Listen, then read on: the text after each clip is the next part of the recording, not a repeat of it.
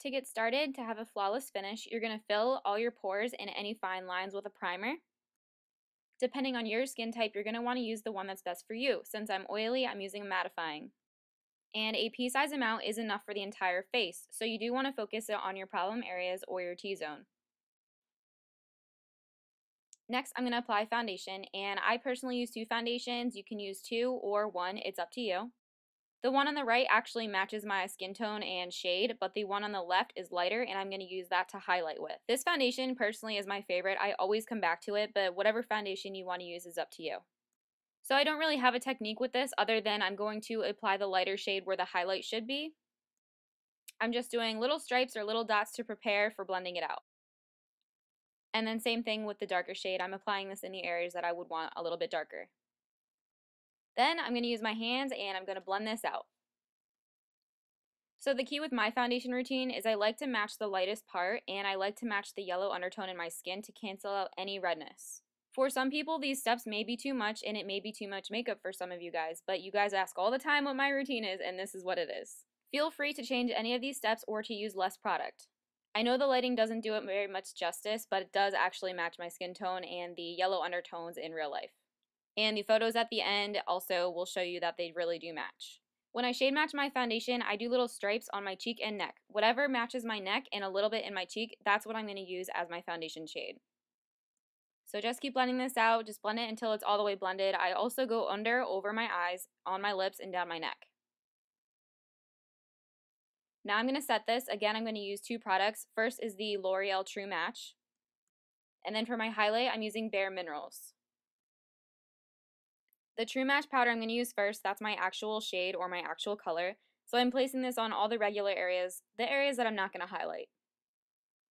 And this pressed powder comes with a sponge, but I like to finish with a brush better. So it's up to you. You can use a sponge, a brush, however you want to do it. Then with the same brush, I'm going to take the Bare Minerals, and this is about 2 shades lighter than the other color, and I'm placing this on all my areas that I want to highlight.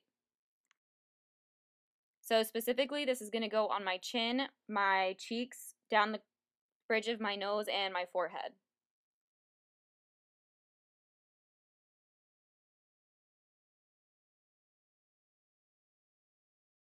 Once those concentrated areas are done, you can just lightly dust over the entire finished look. That'll make it really flawless and really blended.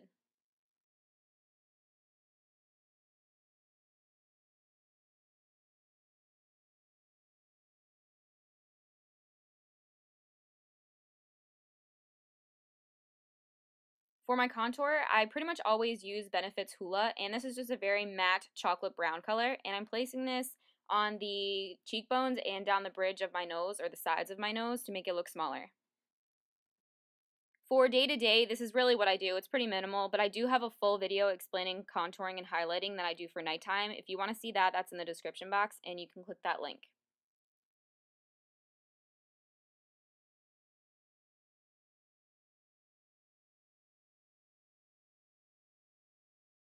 This palette is my favorite palette. It's the Naked Basics from Urban Decay.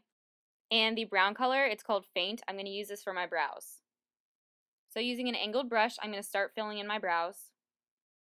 I like to start at the arch because that's where you're going to get the most product and that's where you really want the most definition, and then work your way out. I go back and forth between dipping the brush in water, so using wet shadow and dry shadow. It's up to you which way you want to do it, but make sure if you have the brush wet, you know that you're going to get more product and the shadow will be darker.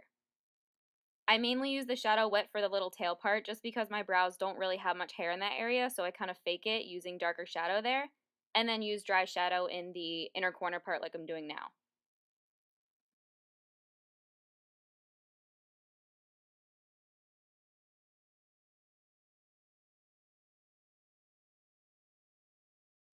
And then to shape and soften the brows a little bit more, I'm going to use a regular just eyebrow brush and kind of move it back and forth to set them in the right placement that they should be in.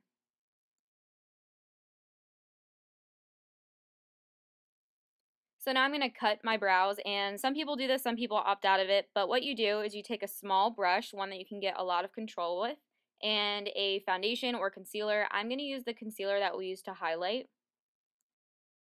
So you're literally going to get as close as you can and make your brows as shapely as you want using this concealer or foundation.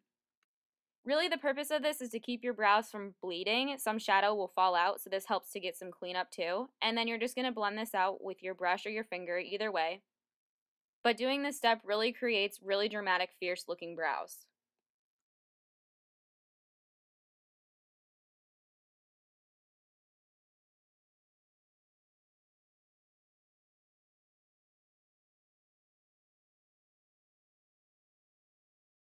Now I'm going to move on to the shadow, but first I'm going to set the concealer with the foundation we just did. I'm going to use Foxy.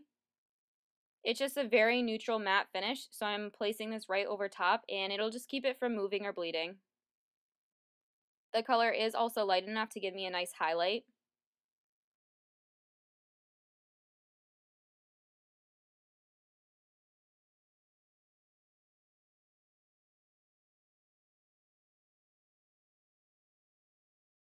So now onto the actual shadow part, which you can see, this is actually really messy. I don't have a very clean technique when I do my eyes for every day. But this is just what works for me. So I'm going to use a very fluffy little brush and I'm going to use the same color we use on our brows and I'm blending this under my lower lash line. And then I'm also going to bring this up into the crease, the same color, same technique.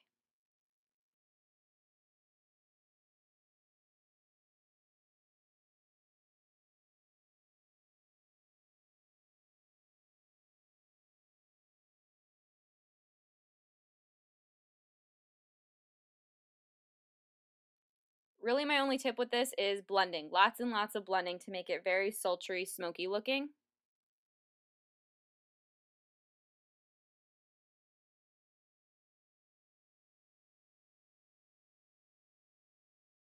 Now onto mascara. This is currently my favorite go-to mascara. You can use whatever you want.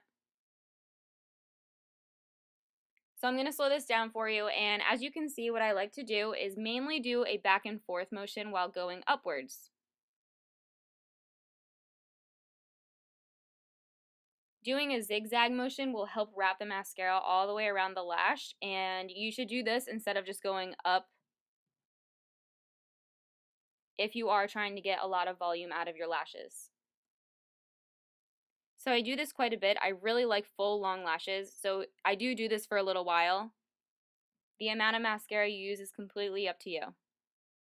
For my bottom lashes, I like to use the tip of it, and I'm more so doing a touching or stippling motion. I'm not really doing much of a zigzag or lengthening motion at all. I find it keeps them separated, and it's just cleaner to do it this way. My go-to lip color is always nude, so this is Max Myth. With the makeup, you're done. So sometimes I'll leave my hair up. Normally I leave it down. So to see how I do it down, I'm going to take my hair out of the bun or the ponytail, whatever I have it in that day, because that's how I sleep with it. I sleep with it up. I never sleep with it down. You guys know I always embrace bedhead, so this is 3-day-old hair. So I don't wash it every day. I wash it every so often, and I use dry shampoo. So I'm going to take it down, kind of shake it out, and use my fingers to separate it, get any of the dreads out, and then I'm going to take a teasing brush and tease it up and back. My signature hair is super messy, so not all of you are going to like this, and it's not going to work for all of your guys' hair, especially if you wash it every day. Before you can achieve to use a similar style like this, you're going to have to train your hair from getting super oily every day by not washing it every day and using a dry shampoo, and then teasing it.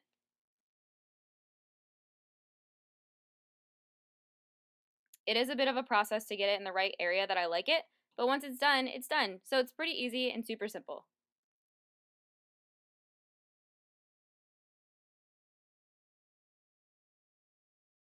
That is everything for my go-to everyday makeup and hair. If you have any questions, comment below, check the description box, and thank you guys so much for watching.